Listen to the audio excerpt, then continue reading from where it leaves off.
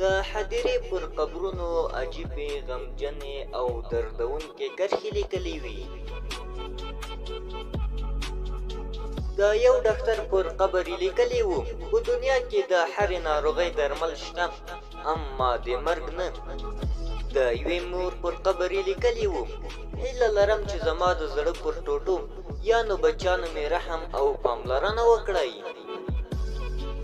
د یو ځوان پر قبر یې لیکلي وو: یو بل مه ازاروئ، قسم په خدای چې پښیمانه به شئ.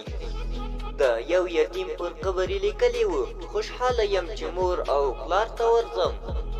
د یو ماشوم پر قبر یې لیکلي وو: شکر چې لوی نشوم او په دې روان وحشت کې شریک نشوم.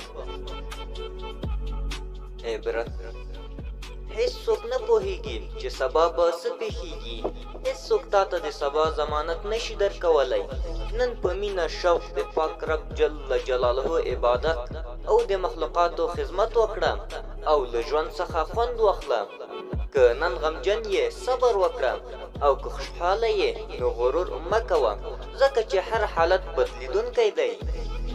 له دنیا څخه ځان وژغوره، ځکه چې دا د تل لپاره د پاتې کېدو ځای نه دی.